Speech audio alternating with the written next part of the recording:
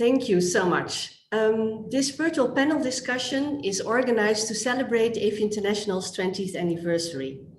We are very pleased that 3 speakers with specific expertise on Eastern Europe and Central Asia have accepted our invitation. It is Mr. Karstens, Ambassador at the Royal Dutch Embassy in Nur-Sultan, Kazakhstan, Mr. Bob Dain, Coordinator of the Russia and Eastern Europe Center of the Klingendahl Institute, and Alexandra Volgina, HIV activist and project manager at GNP Plus, from the Global Network of People Living with HIV. The panelists will share their thoughts about collaboration between the East and the West with regards to diplomacy, health, and civil society. Originally, we had planned for this celebration a photo exhibition with reception and drinks. The wonderful pictures of photographer Thijs Broekamp would have shown you the beauty of the landscape and the people of Central Asia. Corona and the measures to contain COVID-19 didn't allow this. However, this milestone of 20 years should not be without notice, and I'm therefore very pleased that you want to join us at this panel discussion and contribute to building bridges between East and West. Be assured that you will have a chance to see the pictures. We will organize the photo exhibition in 2021 as soon as this is possible. 20 years of AFI International, 20 years of development of our organization and of our work. AFI International is the Amsterdam-based partner of AFU, a partnership of civil society organizations based in Kazakhstan, Kyrgyzstan, Russia, the Netherlands, and Ukraine, that works for marginalized groups in Eastern Europe and Central Asia, groups that lack access to health services because of persistent stigma and discrimination. 20 years ago, we established AIDS Foundation East-West, our name reflecting the function of bridge builder and connector between experts and activists from the East with the West and vice versa. 20 years ago, we started with optimism to be able to change the position of people who have a higher risk for communicable diseases as HIV, tuberculosis, and viral hepatitis. It was the period of the window of opportunity. We could stop new cases of HIV by introducing prevention, good treatment, and care. Now, 20 years later, we see the ICA region as one of the 3 regions in the world with the highest increase of HIV cases since 2010. We see a more and more hostile environment for people who use drugs, for prisoners, for sex workers, for LGBTI, and for the community groups and NGOs that are working with them. What happened in those 20 years? How can we build bridges and make the connection with the region that is facing political turmoil, 4 global health crises at once? It's HIV, TB, viral hepatitis, and now also COVID-19, and is increasingly embracing conservative and traditional values. How can we do our work when financial support is decreasing or even stopped? You might have seen our sign-on letter to Minister Kaag, in which we ask to not forget the ICA region. And I will come back to that later. Let's go to the first speaker, who will look at the collaboration between East and West and the financial perspective. Mr. Bob Dain joined the Klingendahl Institute as Senior Research Fellow and Team Leader on Security and Defense since March 2020. He is the coordinator of the Russia and Eastern Europe Center. His research focuses on international security issues, geopolitics, multilateral cooperation, and inter-ethnic conflict, with a particular emphasis on Eastern Europe, the Caucasus, and Central Asia. Current research subjects include European strategic autonomy and Russian foreign and security policies. Mr. Dain, in the past couple of months, Eastern Europe and Central Asia, the ICA region, are more and more in the news than ever. The unrest in Belarus, political strife in Kyrgyzstan, the armed confrontation between Azerbaijan and Armenia, and the continued tensions between the EU and Russia are of concern to the region, to the EU, and the world. These issues have an effect on access to health services and therefore the health of citizens. As I mentioned, a lot has happened in the past 20 years, which you, being in the field for so long, have also experienced. Mr. Dain, could you please reflect on the past 20 years and how the EU and the Netherlands promote a healthy future and work with civil society and local governance actors against the backdrop of domestic and international instability and declining donor interest. The floor is yours. Yes, thank you very much, Anke and AFU, for this invitation to what is a very joyous event, your 20th anniversary. So my warmest congratulations, and also thank you that I have the honor of being part of this event. And Anke, even though what you sketch is completely correct, the trends are not all equally encouraging. I do want to take this moment also to reflect on the fact that you are still continuing to work on this region. I'm very grateful for, and I want to praise you for that, because it is indeed in very adverse circumstances that you do that. And there are not many international NGOs left that continue to work on this region. And that is maybe the central point of what I wanted to discuss, how I look back on 20 years, or in my case, I have to be honest, it also has to be a little bit more like 15 years, because it was 15 years ago that I first left to Kyrgyzstan to start my career for an international NGO, ACTED, that worked, among others, on public health issues. So that is where my career started in wonderful Central Asia, a region that unfortunately only makes it to the Dutch news when there's something negative to report, like instability or terrorism, and that rarely gets the attention that you wanted to give it with the picture exhibitions to also show its beautiful side. But that is not my role today, even though I would love to do that sometimes. But I would like to sketch over these 15 years what I've noticed. And it is both in the work of intergovernmental organizations and non-governmental organizations. And it comes from two sides. Because in the 90s, there was still a large amount of donor interest in the countries of Eastern Europe, Caucasus, and Central Asia. There was a large amount of optimism. We were all thinking together that we would be building a sort of a common future. And that donor interest sparked an enormous amount of international programs, both intergovernmental and non-governmental. A whole set of new NGOs sprung up across the region that did wonderful work. But now we have to conclude that that donor interest has gone down, unfortunately, both of the Netherlands and of the European Union. Sometimes this conclusion is drawn too soon, that this region, that the transition is done, that the work has been completed. And that is something, maybe a message that I want to pass today. Ambassador, I see that you're being distracted by your pets. That's actually, if children start walking into the door, then you know that I'm also suddenly being distracted. What I wanted to say here is that it comes from two sides. The West shouldn't think that the problems have all been resolved, and it shouldn't only regard the region of Eastern Europe, Caucasus, and Central Asia through a geopolitical prism.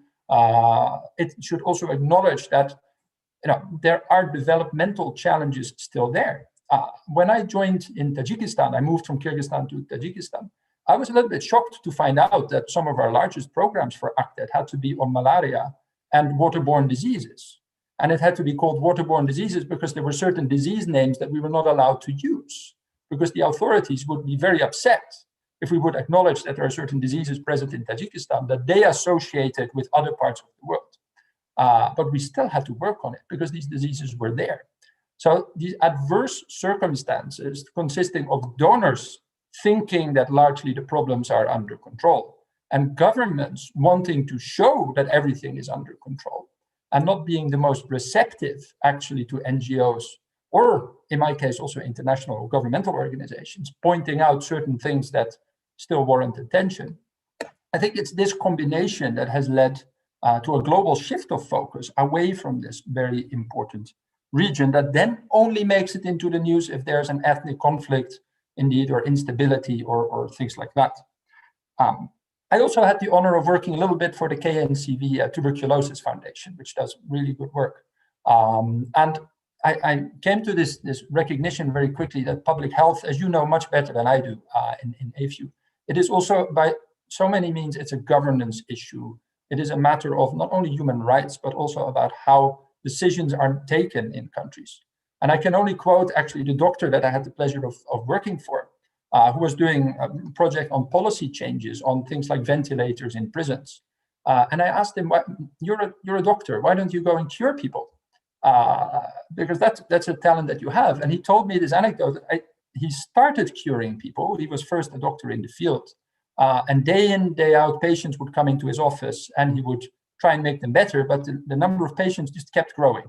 And eventually he started to conclude he had to work on things like refrigerators, so vaccines could be stored.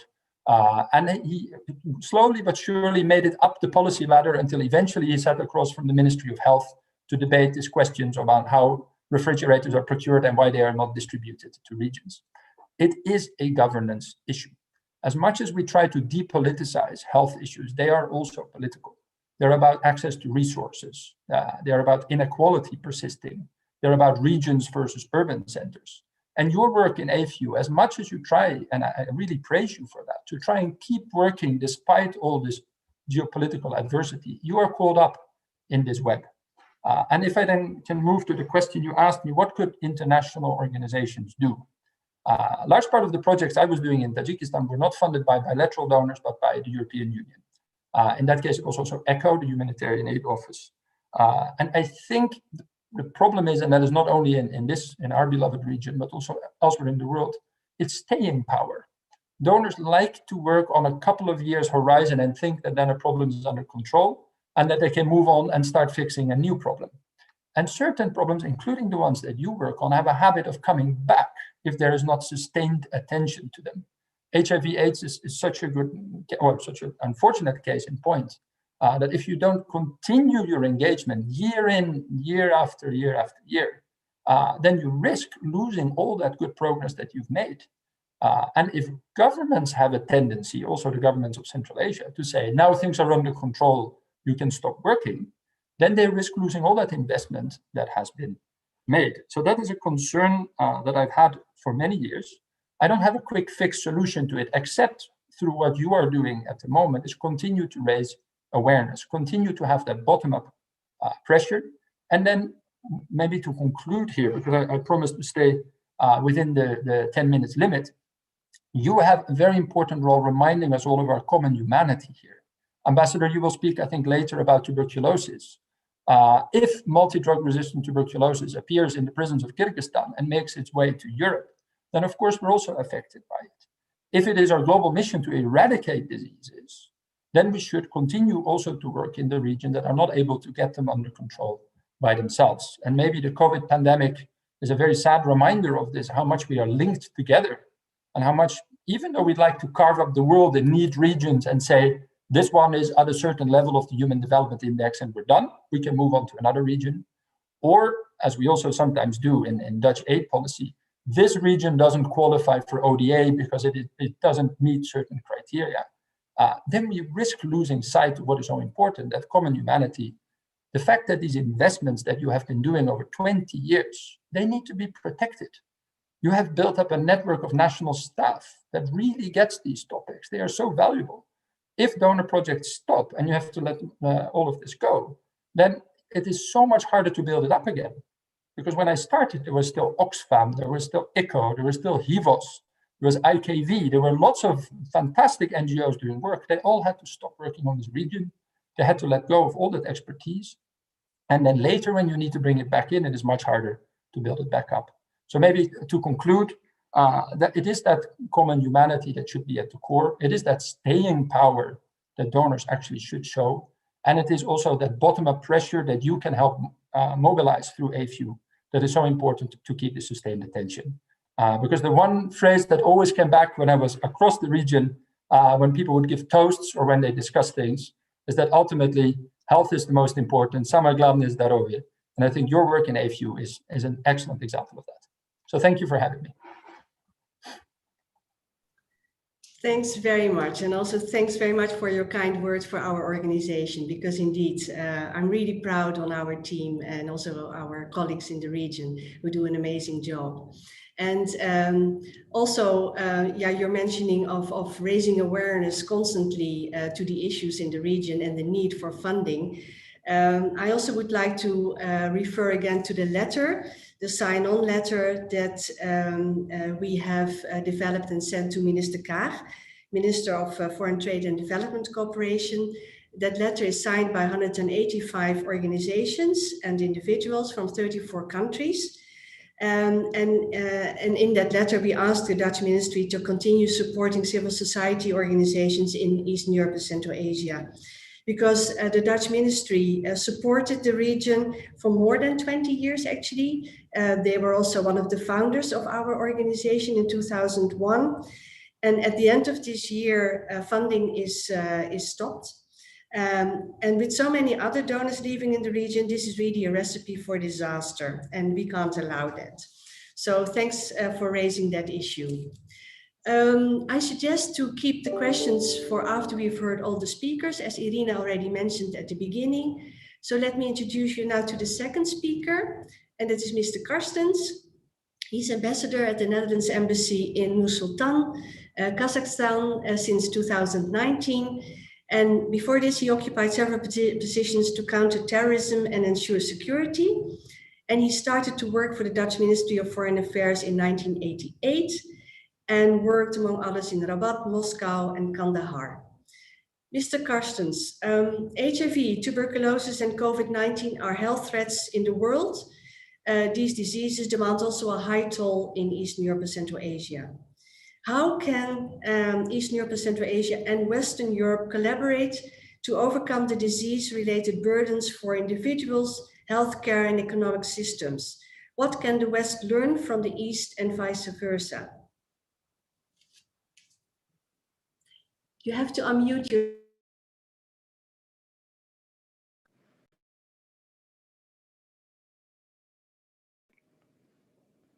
Unmute. So, thank you very much for introducing me, and I'm very happy to take part in this celebration panel. And let me begin to underline that human rights have been and will be the cornerstone of the foreign policy of the Kingdom of the Netherlands. For many times, and for many times in the past, and many times, hopefully forever in the future. Human rights are interdependent, indivisible, and interrelated. And the right to health is a fundamental part of human rights. The Universal Declaration of Human Rights, issued in 1948, mentioned health as part of the right to an adequate standard of living, Article 25. The right to health was also recognized as a human right in the 1966 International Covenant on Economic, Social, and Cultural Rights. Ever since, other international human rights treaties have recognized or referred to the right to health or to elements of it, such as the right to medical care. We frequently associate the right to health with access to health services and goods and the building of hospitals. This is, of course, completely correct, but the right to health extends further, while violating the right to health may often harm other human rights. For example, non-discrimination and equality are critical components of the right to health. Some groups or individuals, such as women, LGBTI, children, disabled, or persons living with HIV, are facing specific hurdles. Such hurdles may result from biological or socio-economic factors, discrimination, and stigma, or a combination of these elements. During the almost past year, the so-called Corona year, well, might enter into history like that, it became clear that health crises cannot be isolated from a broader context.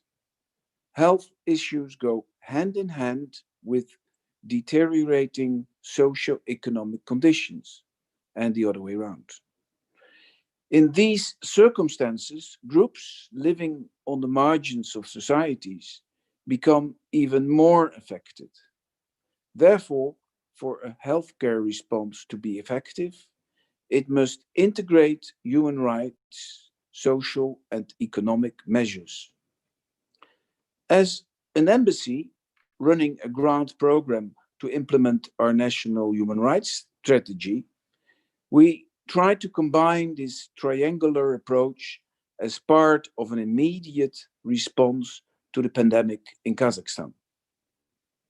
As women's and LGBTI rights are 2 out of 6 of our national human rights priorities, we supported an initiative earlier this year addressing health, socio-economic and human rights consequences of the corona crisis on vulnerable women, in particular those living with HIV, tuberculosis, or other diseases, or in precarious situations, being sex workers or drug users, and LGBTI people.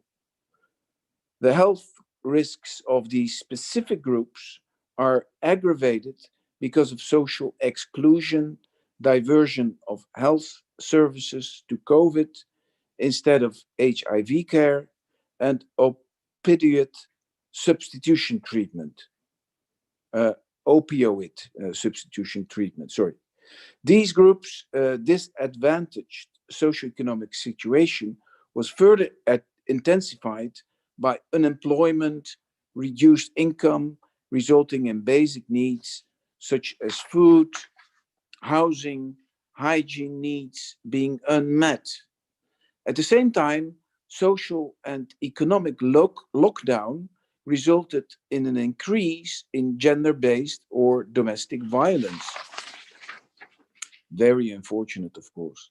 At the initial stage of this project, we were able to cover only Almaty, the largest city in Kazakhstan in terms of population, due to restricted mobility during the state of emergency and quarantine. The project helped to provide basic humanitarian aid packages, food and hygiene, combined with psychological and legal counseling. However, months later, an urgent need of the key populations for paralegal support came to the forefront due to an increase in violations of different rights. Therefore, these additional elements were taken on board, as well as 5 more regions in Kazakhstan. The peer social workers from local partner NGOs are to be trained as paralegals. They will provide paralegal and legal by professional lawyer if needed, counseling online, by phone calls, social media, WhatsApp, Telegram, etc. All cases of discrimination and violence will be collected, addressed by the lawyer, and finally presented to the relevant municipal and regional health departments to develop sustainable mechanism for solving similar problems on the systemic level. Concerning the systemic level, we also enhance policy response to the pandemic by supporting research by WHO looking into the gender-related challenges to frontline female healthcare workers during the outbreak in Kazakhstan. COVID-19 has placed an unprecedented burden on healthcare systems, and healthcare workers at the front line of outbreak response have been exposed to hazards that put them at risk of infection. These hazards include virus exposure, long working hours, psychological distress, occupational burnout, stigma, and physical and psychological violence. In Kazakhstan, healthcare workers account for almost 20% of all corona cases. Out of those, available reports suggest that the incidence of COVID-19 infections among female healthcare workers is twice as much as among their male colleagues. Additionally, there are other existing gender inequality issues, such as a gap in payments, horizontal and vertical segregation in the labor market, domestic violence, etc. And they all seem to be exacerbated by the ongoing health emergency. So, let me conclude. This is why we are supporting WHO and FU here in Kazakhstan. And this is why we are advising the local government on the gender dimension aspects of the work and life of female healthcare workers at the front line of the corona outbreak. And this is also how we contribute to a more gender-tailored national response to the ongoing and potential health emergencies. Thank you very much for your attention. Thanks so much, Mr. Carstens. You touched upon many topics, human rights, criminalization of key populations that we work with, and also gender inequality. So I think many food for thought and discussions. And I also want to thank you for the support that we received from the Embassy for AFU Kazakhstan. And that was exactly for the activities that you described, the paralegal support and the training of paralegals. Thanks very much for that. A pleasure. Thank you. We move on to the third speaker, Alexandra Volgina, Sasha. Sasha is an activist and an expert in organizing care and treatment for active people who use drugs living with HIV in Russia. Sasha is the founder of many organizations and networks to support people who use drugs and people living with HIV in Eastern Europe and Central Asia. She received many awards for her work. And Sasha has worked in the Eastern Europe and Central Asian Union of People Living with HIV Secretariat that started to work regionally in the ICA region. And now Sasha is working for GMP Plus, based in the Netherlands, as program manager focusing on stigma, discrimination, and criminalization. Sasha, civil society organizations in Eastern Europe and Central Asia have become strong and vocal to advocate for human rights and freedoms. Local authorities do not fully recognize the vital role of civil society organizations in society, especially in their role for the marginalized and discriminated groups. Support to Eastern Europe and Central Asia-based, community-based organizations and NGOs is very limited to none. What can we as civil society organizations do to enhance a favorable financial environment in the region? And what are the benefits of a collaboration between East and West? The floor is yours. Thanks a lot. Just a second, I made a presentation, and let me start from the beginning. First, let me congratulate you, because 20 years and a lot was done, really. And I will start from the very beginning, actually.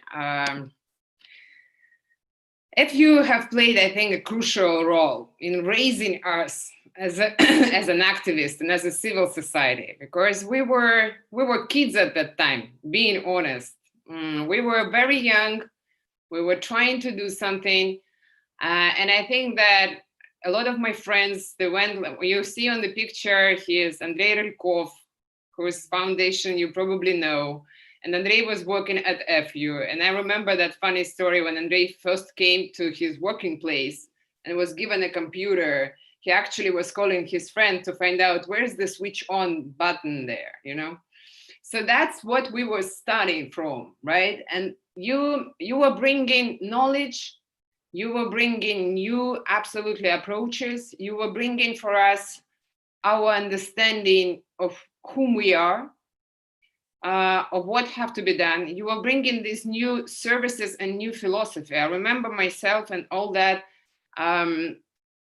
discussions about harm reduction, because being myself drug user, we were not really sure. We were actually sharing the common understanding of our governments and general public that we actually do not deserve any help. We didn't know any concept about human rights. Like all that was channeled to us, and a few was playing quite a great role in that. I think that quite a lot of activists were just grown up by you. And of course, you were telling outside world about the region and about HIV epidemic, which is also quite crucial role, I can say. So the epidemic since then and the whole environment in the region have changed a lot. First of all, the region is the main outside region. That's absolutely true. Anke was already mentioning it, that the new growth and new HIV infections, we are leaders. ESA region is totally leader in that. We have also other regions which are left behind, I can say. But looking at the numbers, you can't even compare, because for MENA region, it's 22%, for LAC region at 21%, and for Eastern Europe and Central Asia, it's 72% of the new cases. So even if you look at the outsiders, we are outstanding outsider, and we have to be very clear in that. And we have to understand that there is an emergency situation, basically. Then me personally, I think that there are several reasons why we are in such situation. One of them is, and you see on the picture, great campaign which was done on the 8th 2018 conference, and which is still ongoing. Chase the virus, not the people. It's a very high rates of stigma, discrimination, and criminalization. Unfortunately, when we look at the data, I'm the person who is also, working a lot on the community-based researches. When you look at the results of the stigma index 2.0, our region is absolutely leader in the stigma. Then you look at the criminalization rates, and I saw Timur Abdullayev here. And we are working very closely with the UNDP office in the region. We are leading in that space as well. The majority of cases, the greatest numbers of cases who are in prison just because of the HIV infection, not even talking about key populations, is Russia, Belarus, so we are also leading in that space. The other reason is, of course, the very low access to the treatment. Yes, of course, comparing to 20 years ago, it's very, very different from what we had at that time. But at the same time, we have all Soviet medical system partners, and reforms in the medical system are very slow and very complicated in the region. When I was based in Ukraine, I was actually, working quite a lot under the reform, which is very complicated to sustain. So even if we are getting, region is very unsustainable. Even if we are getting some good results, it doesn't mean that they will stay. And that's also what the previous speakers were saying. This understanding that the region needs support, for years. And donors are switching the priorities, switching the topics, and then you can't really build any strategic advocacy case here because of this switch of the priorities or political instability. It's very hard to really reach the results because most of them are long-term results rather than, project for a year. So also the level of commitment from the governments and the level how high HIV epidemic is in the agenda inside the countries is not there as well. And we also have to understand that. And international collaboration can be used also to push governments to raise HIV much higher in the agenda. And we were doing that for several times. And I think in some cases we were quite successful. Civil societies and communities are well developed. And I can say that we are much more developed comparing rather than, 20 years ago. Some of the examples are remarkable. Ukrainian organizations, for example, basically from the side of the community-led organizations, the most developed, the most well-resourced, having 90 people working only for the head office, all Ukrainian network. It's the outstanding example in our world, and people live in HIV organizational development. We have a lot of other examples across the region. So it is very different from what we had previously, 20 years ago. But at the same time, not really well resourced and highly marginalized. So what is the role of the civil society? Major service provider for marginalized groups. We should understand that the epidemic is still there. And the only people who are providing services to those populations are civil society organizations, NGOs, community-based organizations. I think the new strategy of UNAIDS gives us quite a lot of hope. I I was working for UNAIDS, PCB board almost, it's already 8 years while I'm super involved. It's the best document I ever saw. I can put my signature on every page and every word. We all don't know what will happen in March, what will bring us HLM meeting, but I really hope that there will be at least some switch into that direction, because that's what this strategy is telling us. Differentiated approach, people-centered approach, very high focus on stigma, discrimination, and criminalization, and also community-led response. Finally, we have indicators around that. Finally, we have, recognition. So let's see what will happen, what will stay there, what will go. We all understand that the governments are, especially I already had fights with the Russian government, even preparing for this PCB. It's not easy, but let's see, I think we are in a promising moment actually by now, because the trends which we have now on international level, and our region was building quite a lot to get that trends, are quite good for us. Also important part of the civil society is, of course, monitoring. We are those who are putting the red flags. We are those who are saying hey, wonderful people, you have a trouble here. But that's also put us on the fire. I saw Timur was putting into the chat box that the pressure towards the NGOs is growing. Of course, because we are people who are showing the problems. And we have a lot of problems. So it means that we're showing quite a lot. And that's why I think it's also very important for us to work more closely with the science and to make more researches and to show more these results. But at the same time, we must feel ourselves protected, which is quite complicated when you work inside the region. Of course, advocacy and push for change is our obligation.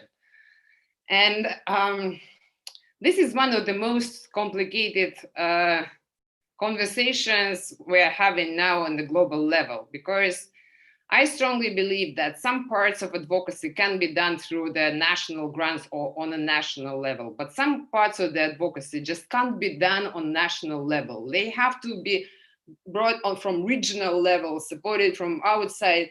When we are transitioning from the international funding to the national funding, to some governments, you just can't put a responsibility for them to support the advocacy. They just won't do that. You have to understand that there is quite big difference between Western understanding of NGO's role, where it is possible that the government is giving money to some NGO to show them the problems government have. It's absolutely impossible for countries in the ECA region, I can say, and in many other regions. I can say Asia Pacific is the same. I have quite a lot of experience now knowing the communities and NGOs across the world. It's almost the same, only the Western world, this model is working. All the rest, it's not.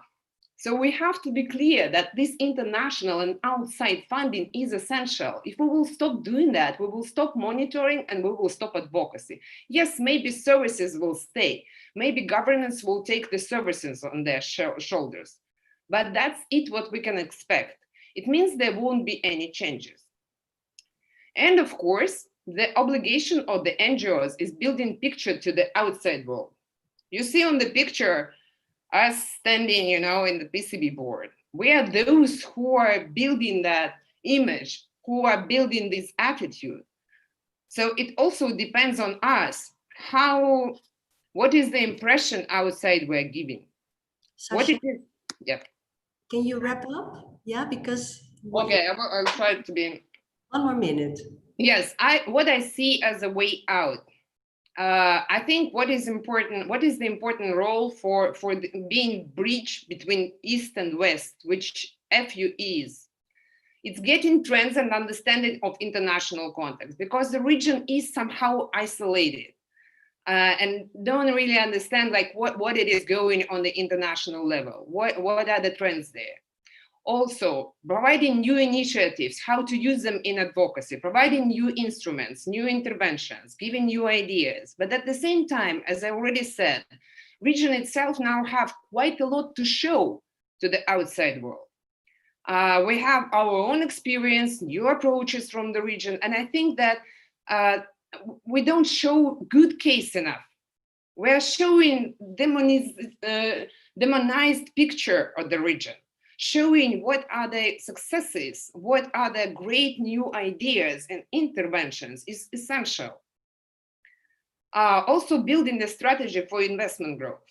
I think the main problem here is that we need to build common civil society and community outside strategy, working together, not trying to get funding for each of the organizations rather than selling the whole region and selling that picture. And we also have to come up with some joint strategy of what this picture should be, what this message should be, what it is we want the investment to come to, what it is we want to show about the region. So, because this messaging, what I hear a lot in all that boards meeting on the international level, saying, how bad the things are, and at the same time, please invest more. It just doesn't work. It just doesn't work. We have to do something very different. And the good thing is that we have a lot of talented people who are working in very different positions, in the UNAIDS, in the Global Fund. And we can build informal network with these people who can work on that strategy and who can build that together. And we have now to unite, not to try to fight for the resources. I do understand every organization have its own interest, but we have to unite together and try to sell the whole region. Yeah. Yeah, so you're a great activist, and you're a really advocate. and I think that's very good, because when you have the floor, you take it. And I think that is one of your strengths. I think your last slide was very interesting, and I totally agree with you that, and Bob started with that, the region Eastern Europe and Central Asia comes in the news when something bad is happening, and we should really change that. We should really have a picture also where good things happen and the beauty of it. And I really hope that you can see the pictures in 2021, because it is a wonderful region and with so many good and warm-hearted people. So I think that is a very important message that you brought here on the table. So after these 3 excellent presentations and 3 different angles to the relation between Eastern Europe and Central Asia and Western Europe, I would like now to give the floor to our audience and to allow for some questions. Yuri de Boer, our Senior Program Manager, he will moderate this session. And I think we have 10 minutes or so. Yuri, please. Thank you, Anke. And yes, indeed, I will try to moderate this question and answer session, which we are also trying to make a little bit interactive. So there's a Q&A box in the bottom of your screen in the control panel. You can put questions in there. And then what we will do is that when the questions come in, we will give you the floor to ask the questions. So when you formulate your question, also please think of to whom you want to ask the question. I'll give all the participants another opportunity to put some questions in, and would like to kick off the discussion myself, actually with a question to Bob. If he, since you first mentioned in this discussion indeed the need to talk about this region and the problems that this region faces in a more positive light, something that we also just heard from Sasha, that is indeed increasingly important.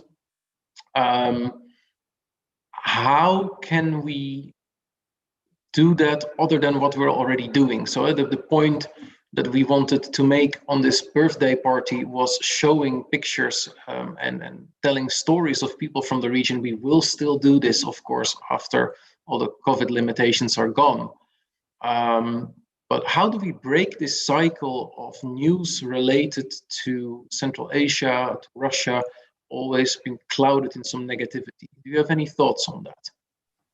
Yeah, it's a really good one. I mean, if I knew exactly how to do it, I would probably do it. That is the challenge. I mean, maybe to give you a few examples of when you can take things that seem like a very negative and turn them into a positive. The case of Belarus, I wanted to mention it during my introduction.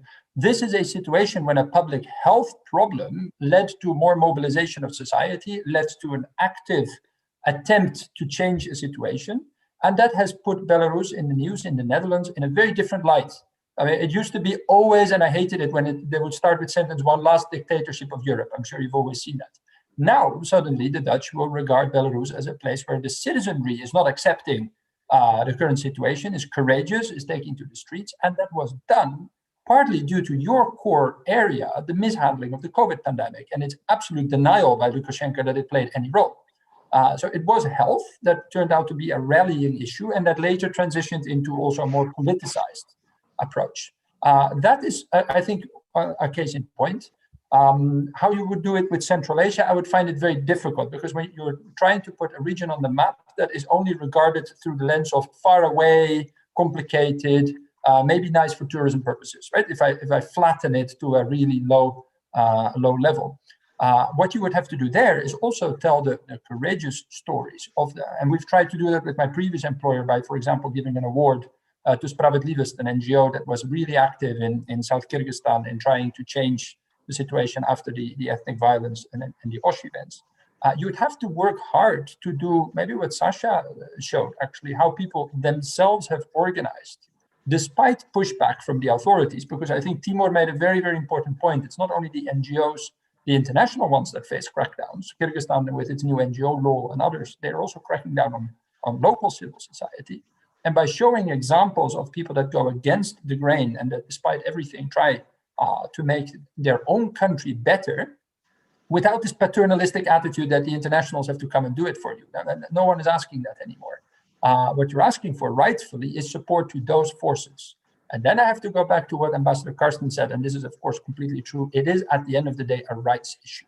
And I think that is a topic that resonates better when you show examples of people fighting for their own rights to a proper healthcare system against, I have to name it here as well, against corruption, against these things that are really depriving them of basic things they're entitled to. Maybe, Yuri, that could be a different spin on it than just to cast a bleak light of a region where nothing ever works, because it's just not true, that picture. Thanks. Okay, so we need to keep focus on the rights message. We need to create attention for public health issues, and at the same time, we need to make sure that messaging also has positive sides, show perspective, show potential, and also encourage people to maybe come and visit the region. That is something that we can do. I'm moving to a question put forward by Timur Abdullayev. So if we can please unmute Timur, then Timur, I would like you to ask your question, which is related to tuberculosis. Yeah, thank you very much. And I don't know, maybe I should speak Russian, but given that everyone has been speaking English, I will probably continue this nice tradition. But it's really not a question, it's more a reflection. The difference between where we are now with the community of people living with HIV and communities of key populations and community of people affected by TB including the TB affected communities where we also have key populations, it's very different, and we cannot have the same approach everywhere. With HIV, I completely agree with what Sasha said. It started with organizations coming to the regions and supporting people on the ground, building their capacity, empowering them, linking them, building networks. It didn't come out of nowhere. It was actually this enormous support coming from the West, which was very much needed for the community to get formed. Same thing is happening to some extent with other key population communities, for example, like the community of people who use drugs. But when we look at the community of people affected by TB, it's a different story, because donors, when they came to the region and they saw the community of people living with HIV, they said, you see, awesome, these guys, good job, we should invest. And then they looked at TB and said, like, no, probably it's just impossible. Probably we just cannot have a community of people affected by TB because, these guys they want to forget. Donors found a perfect excuse not to invest into community mobilization. And there was really not much in the West who would be able to come to the region and actually help people affected by TB from individuals who we had all these years. There were individuals everywhere, individual activists, to get united into a network, to build their capacity. This work has been done to some extent by MSF, Doctors Without Borders, by a few other groups, but this was really fragmented. So I think that FU played a tremendous role in building capacity of communities, of empowering communities in the region. Probably it's okay to look back at what was done back in the time with HIV, with people who use drugs, and maybe do the same also with TB, because that's where we are now. That's the stage where we are now. It's not just the resources. It's really the knowledge. It's really the expertise. It's really the empowerment that we need. And that's where probably the West could help, and I think that linkage could be really, really appreciated. Thank you very much. And thank you to all speakers. Thank you. Thank you, Timur, for that reflection. In the meantime, in the chat, there has been a comment on your point from Udi Davidovic. Can we briefly unmute Udi so that he can make that comment? And then I would like to also ask Sasha to briefly reflect on this before I go to the next question. Hi, can you hear me?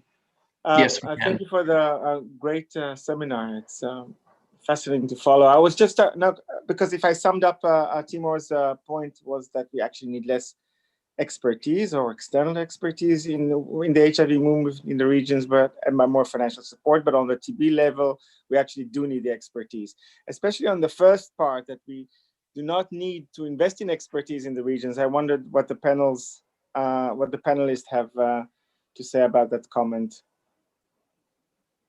And so your comment is that from your view, on the one hand, the HIV movements have expertise but need more financial support, whereas for the TB groups and working on TB, there is more expertise needed. That's Timur's point of view, which I wanted to hear I want to hear the panelists, what do they think about this? Sasha, could you comment on that? Thank you, Udi, for Yeah, I can try to comment on that. Well, I think it is really very different because even when you look at the international trends now, around the TB is, I think there are quite a lot of opportunities to raise investment into the TB. It's very different from the HIV. HIV, for me, it is important. And that's what I was trying to stress. It's very important to provide to the international level, from our side, not saying how much we're suffering and how everything is in a very bad state, rather than saying, here's the solutions, do this, and that. With the TB, I think that it's not about just expertise and understanding. It's mostly in building this common understanding across the regions for the NGOs, what it is, what needs to be done. Because in the HIV world, we are pretty much in agreement about that. in the TB world, I think there is a need to build that understanding and then provide it into the international level. Looking at the trends, looking at the UNA's new strategy, looking at what is happening now in many other boards, you know, how much higher TB is now in the agenda, I think it is promising for investment now. So just building that common understanding what we want to be invested in, it is important. Thank you, Sasha, for that. I see we have about 3 more minutes to do questions, and I see questions now come in. So I'm going to go a bit more quickly through those questions, and I actually had another one here written down. Monique Middelhoff, can we unmute Monique? And Monique has a question about the role of politicians. And Monique, to whom do you want to ask the question?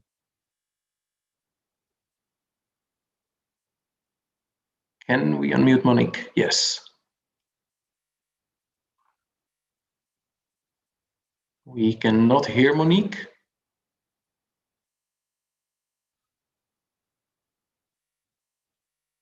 I think we cannot hear Monique. In the interest of time, Monique's question is about the role of politicians and how we can target politicians. And I suppose, she means local politicians with storytelling and evidence that is a good return on investment.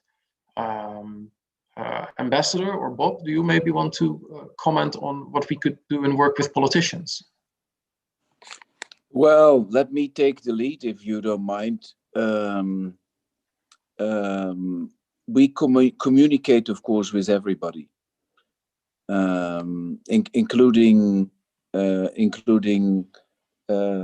civil society in the first place, including the authorities, and well, that is, of course, in the first place, the ministries, not just the MFA, other ministries, including health, international organizations, and well, sometimes we bump into politicians, and if need be, we reach out to them. And then in the last place, of course, business community. And in the Kazakh society, many of these circuits are connected. So people can be a businessman, politician, and social worker, or at least involved in an NGO at the same time. It would be better if we would stay longer in our positions. And well, that is a trend, because in the bit longer past, we used to stay in what they call difficult regions only for a few years, 1, 2, 3 years, and the trend is to stay a bit longer. But well, to be honest, we will not stay for ages. Another trend is that our team is more and more mixed. So in terms of real taking part in considerations and policy decisions. I've been working at the beginning of my career. I was working in Moscow, as I mentioned earlier, and then there was a almost strict division between the expat staff from the Netherlands, 100% Dutch, and then the local staff, which was much smaller, and they only had what you could call serving positions, like driver, cleaning lady, receptionist at best. And now we have local policy officers. So that helps us to reach out more efficiently, including to politicians, and to build up, to strengthen our institutional memory. And third of all, it's more fun, because we have such a nice group of people, and well, they really welcome us and help us to have a wonderful time and be highly efficient. So, well, that is hopefully a bit of a relevant picture in this respect. I could also give some more concrete examples, but they're not so much yet in the field of health, at least not directly. But if well, a situation would occur, then we will not shy away from such an involvement. That sounds like a good point to intervene in your intervention, Ambassador. Thank you for sharing that perspective. Yeah. And also to underline the commitment of the embassy in being in touch with all layers of society, all groups involved, as well as with decision makers. We are running out of time, and there is one question that I would still like to address before we move to the closing of our event. So if all panelists can bear with us for 2 or 3 more minutes. And that question is from Iris de Graaf, correspondent for Russia with NOS News. And can we unmute Iris, please? Iris has a rather layered question. And maybe, Iris, you could focus on the part that the role the media could play to create a more space for stories.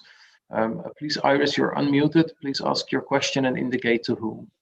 Hi, everyone. Thank you for giving me the opportunity to ask a question. Thank you all for sharing the valuable insights. And yes, my question was basically for Sasha, because you talked about the need to showcase more stories with optimism, but also in order to do that, you need a safe space for people to feel protected. And my question is, what role could media play to create a more safe space for these stories to be shared with the world? Well, I think, first of all, media is playing absolutely crucial role. And I think that it's also, you know, like, I'm now working, for example, a lot in the criminalization inside the ECA region. And I think that one of the key to change that is media who we're even making, you know, competition inside the region for the best article, which is covering criminalization. I also think that these bridges between people who work for media from West and East are important, because we are making our bridges between NGOs to NGOs, but why won't we, you know, like, make these bridges how you are showing the social life, social problems here, and how they should be shown in the region itself. That's one of my, you know, I strongly believe that lawyers, I'm working like with the international lawyers who are working, you know, with lawyers inside the region, should be working with the lawyers. Community guys should be working with the community guys, and media should be working with the media. So that's one part of the question. The other, I think, for the safety for activists, yes, I saw that very, very many times, and I also was myself in a not very good situation. When you open your face and when you work with the media, it also can have very bad consequences on your life, because documentary with me, Sinner Disease, it got Amnesty International prize, but it also was one of the reasons why I was to left Russia. Because that kind of you know, bringing attention is also can be very, very dangerous for people who are doing their work on the ground. So I think for it just have to be very ethical from the side of the journalists, how you work with the people and how you provide this then to the international level. And I think the collaboration there, it's also one of the obligations of organizations like EPU is to facilitate that process. I think that, you know, having someone mediating that storytelling to be also safe and to protect the interests of those who are giving you that story, someone who would be playing on your side and who would be covering that part of safety for activists from the region is also quite important. I think that is also one of the roles that can be played with the bridging organizations. if I answered correctly. Thank you, Sasha. I'm going to cut in right here. Thanks for sharing that perspective. And indeed, as facilitators, we would very much like to connect you or others to Iris or to other representatives of the media who are participating in this event. We can do that in the follow-up. At this point, I would like to thank all three panelists for their intervention, as well as the people who asked questions through the Q&A. Please do not go. We have 2 minutes left. We want to celebrate our 20th, sorry, I'm almost a year ahead, our 20th anniversary with you in closing, and then Anke will have a few closing remarks. For now, can I ask everyone to please mute your microphones as we move to the next part. Thank you. So please mute.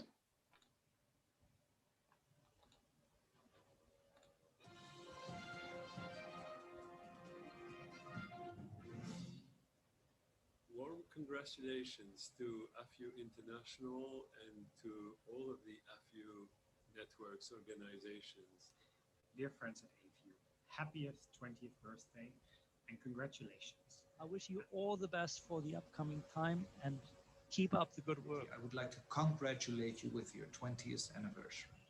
Congratulations to the 20th anniversary of AFU. Congratulations, AFU, on 20 years of building knowledge and building networks. Congratulations, AFU, on this 20th anniversary. Happy 20th anniversary, AFU, to all the staff, the partners, and the colleagues. Hello, dear friends at AFU. Happy anniversary. A heartfelt congratulations with your 20th anniversary. 20 years? 20 years is a lot. It's all my career time. Dear AFU, my congratulations. Dear AFU team, let me congratulate you on your 20th anniversary. First of all, AFU, happy birthday. Let me congratulate AFU on its 20th anniversary. I'm so grateful for all the support we got from AFU. I also would like to join my colleague Peter in congratulating AFU for its great work in its 20th anniversary. Happy birthday, AFU. Congratulations on 20 years of amazing work for key populations in Eastern Europe and Central Asia. AFU, I wish you good luck in the next 20 years. Keep up the good work. I wish you a very happy 20th birthday and many more. Thank you. I would like to congratulate AFU on their 20-year anniversary and wish them all the success for the years to come. Thank you very much. Happy birthday to AFU International and AFU Partnership. 20 yıllık marikemiz kutlu olsun. AFU canım, One günün kutlu olsun. Happy birthday! Happy birthday, AFU.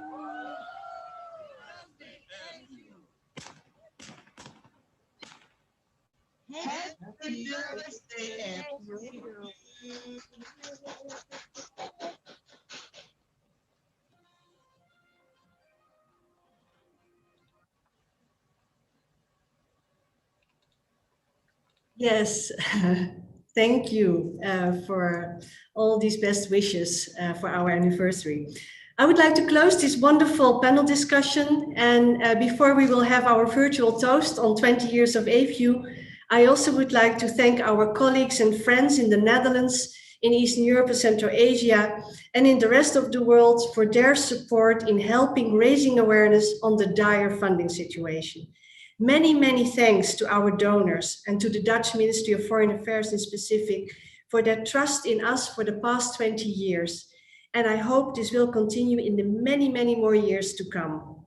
Let's continue building bridges between East and West in the future. Thank you to the speakers. Thanks to you for being with us. Thanks to my colleagues, Helena, Olga, Irina, Yuri, who made this virtual event possible. Wishing you all a good day and happy birthday, AFU International. Thank you all.